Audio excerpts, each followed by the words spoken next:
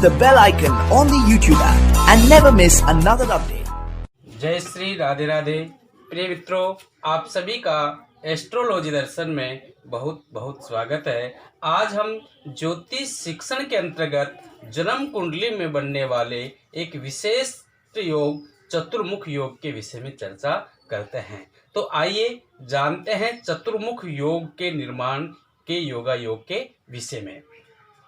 यदि किसी भी जातक की जन्म कुंडली में लग्नेश व दशमेश कुंडली के केंद्र भाव अर्थात 1, 4, 7 और दशम में स्थित हो तो चतुर्मुख योग का निर्माण होता है। दूसरा, यदि नवम भाव से गणना करने पर 1, 4, 7, 10वें भाव में नवमेश स्थित हो, अर्थात यदि किसी भी जातक की जन्म कुंडली में नवमेश गणना करने पर, नवम भाव से गणना करने पर 1, 4, 7, 10वें भाव में स्थित हो। तीसरा, यदि एकादश भाव से गणना करने पर 1, 4, 7, 10वें भाव में शुक्र स्थित हो, तब भी चतुर्मुख योग का निर्माण होता है।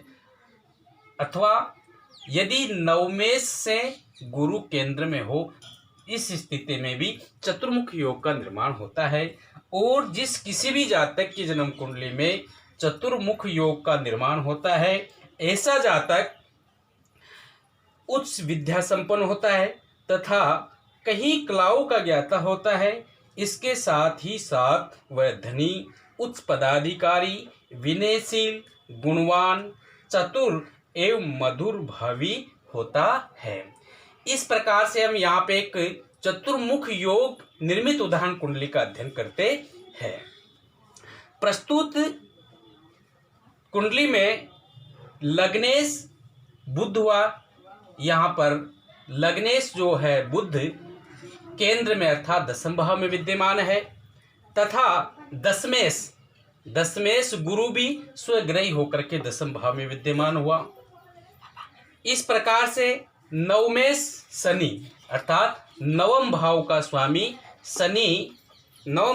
स्वामी शनि चतुर्थ भाव अर्थात केंद्र भाव में पड़ा हुआ है, विद्यमान है। और चतुर्थ भाव से गणना करने पर नवमेश गुरु दशम भाव में अर्थात सप्तम भाव में है। यहाँ से चतुर्थ भाव से गणना करने पर अर्थात नवमेश से गणना करने पर 1, 2, 3, 4, 5, 6, 7 गुरु लग्नेश से गणना करने पर सप्तम भाव में पड़ा है, अर्थात नवमेश से गुरु केंद्र में हो। नवमेश है शनि और शनि से गणना करने पर गुरु दशम भाव अर्थात केंद्र में विद्यमान है। इसी तरह से एकादश भाव से गणना करने पर शुक्र 1, 4, 7, 10 में हो। तो एकादश भाव से हम गणना करते हैं 1, 2, 3, 4, 5, 6, 7 शुक्र है सप्तम भाव में, अर्थात इस प्रकार से एकादश भाव से गणना करने पर शुक्र सप्तम भाव में विद्यमान है। इस प्रकार से उपरोक्त कुंडली में पूर्ण रूप से चतुर्मुख योग का निर्माण हो रहा है। और इस प्रकार से किसी भी जातक की जन्म कुंडली में उक्त योग का निर्माण होता है तो वह जातक बहुत ही उच्च अधिकारी, गुणवान, मधुरभाषी और अपने क्रियाकलापों से अपने वंश का, अपने परिवार का नाम प्रकाशित करने वाला होता है। आज की परिचर्चा में इतना ही। जय श्री राधे राधे।